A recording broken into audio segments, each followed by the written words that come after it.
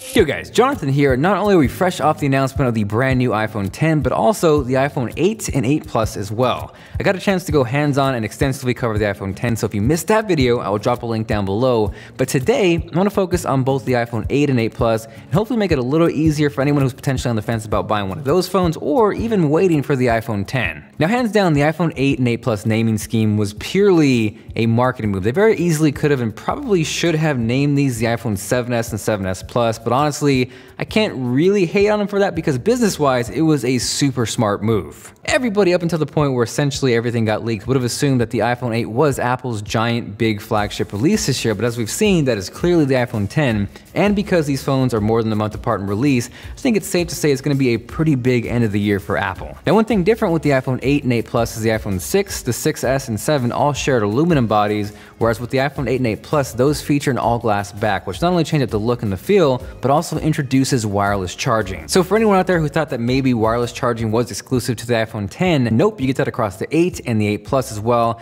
And as you start to see throughout this video, these three phones share more features than you might think. Now, as far as the colors go, gone is rose gold. So no longer we have to argue about whether it's pink or rose gold. We are now simply left with silver, gold, and space gray. Honestly, after seeing these in person, I think I'm gonna have to say gold is my favorite. It just looks the nicest by far. And surprisingly, I'm gonna say that silver is my runner-up and that space gray out of these three was my least favorite. Now, as far as the displays go, there definitely are some improvements, nothing drastic though. The iPhone 8 is still rocking a 4.7-inch display with the same resolution, whereas the iPhone 8 Plus is rocking a 5.5-inch display with the same resolution as well. Upgrades that both these phones share are improved stereo speakers. Surprisingly, both the iPhone 8 and 8 Plus share the exact same A11 Bionic chip found in the iPhone 10, so maybe you're not ready to give up that home button, or the iPhone 10 really isn't doing it for you. It's nice to know that you're not gonna have to sacrifice performance. So if you missed my iPhone 10 video, crazy name aside, that A11 chip is supposed to be stupid fast. I think there were some preliminary benchmarks that leaked showing that it was just as fast as a 13-inch MacBook Pro, which is kind of crazy if you think about it. I, for one,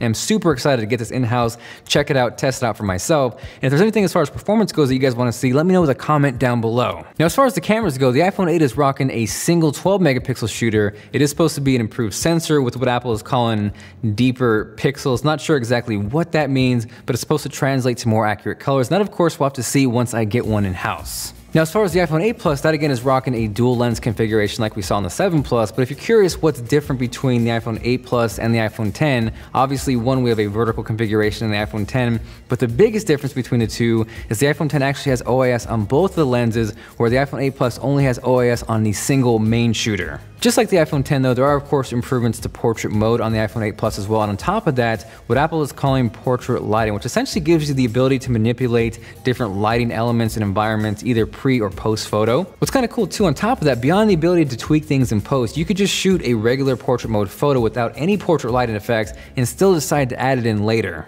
Now from there, hands down, one of the biggest upgrades to come to the iPhone 8, the 8 Plus, and the 10, this is one feature that all three of these phones share, is video. These phones all shoot at 4K 60 frames per second. And what might be a little crazier for me is 240 FPS slow motion at 1080p. GoPros don't shoot 4K 60, none of the Canons shoot 4K 60. I think the GH5 will get you 4K 60 FPS, but that is nearly $2,000. So hopefully that should put things into perspective. So from there, for anyone who's kind of on the fence between the iPhone 8 and 8 Plus or the iPhone 10, I think one of the biggest questions is, are you ready to give up that home button? Both the iPhone 8 and 8 Plus still have that comfortable, familiar Touch ID home button, where the iPhone 10 obviously does not. Essentially, you're almost kind of guinea pigging a first generation product with the iPhone 10, because do you trust Face Unlock? Is it going to be good enough? We've already seen some controversy, so that is something you definitely have to ask yourself. For me, what draws me most towards the iPhone 10 is you're essentially getting all of the Plus features in a smaller form factor. You're getting a bigger screen, you're getting dual cameras with OIS on both lenses, so for me, that's kind of almost the way to go. I will say though, if I had to guess between these three phones, I would think the iPhone 8 Plus would still have the best battery life out of the three, followed by the iPhone 10, and then of course, lastly, the iPhone 8. Ultimately, features aside though, it comes down to pricing. Do you want to pony up the cash for the iPhone 10?